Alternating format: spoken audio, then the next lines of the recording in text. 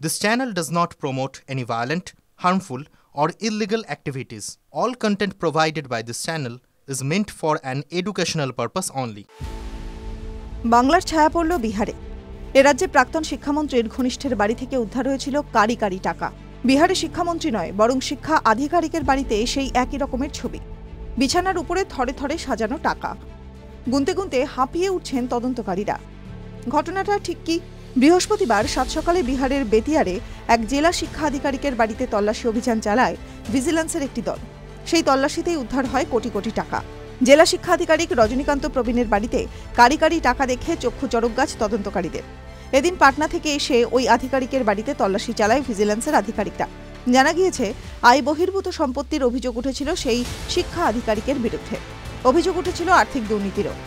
এদিন সেই সকল অভিযোগের ভিত্তিতেই রজনীকান্ত প্রবীণের বাড়িতে তল্লাশি চালায় ভিজিল্যান্সের দলটি। শুধু বাড়ি নয়, বিহার জুড়ে ছত্রাকের মতো ছড়িয়ে ছিটিয়ে থাকা তার একাধিক ডেরাতেও চলে তল্লাশি।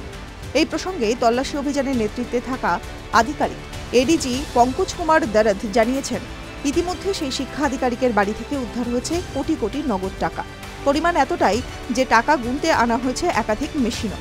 তার আরও দাবি, এই দুর্নীতির ছক একা কষেননি রজনীকান্ত, এর নেপথ্যে আরও অনেকেরই হাত রয়েছে।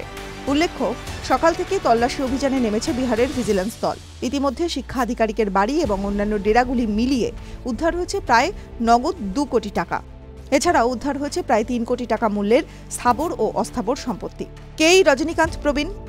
গত 3 বছর ধরে বিহারের বেতিয়ার এলাকায় রয়েছেন রজনীকান্ত। 2005 সালে রাজ্য পাবলিক সার্ভিস কমিশনের পরীক্ষায় উত্তীর্ণ হয়ে বিহারের শিক্ষা দপ্তরের কাজে যোগ দেন তিনি। জীবনের প্রথম থেকেই এই দপ্তরে কাটানোর জেরে হাতের তালুর মতো এটি চিনে গিয়েছেন তিনি।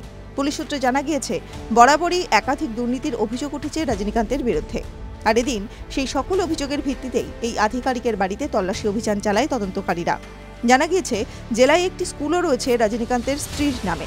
একাংশের দাবি, আধিকারিক স্বামীর আয় বহির্ভূত টাকাগুলিকে বৈধ করতে এই স্কুলটিকেই ব্যবহার করেন তাঁর স্ত্রী। TV9 Bangla digital.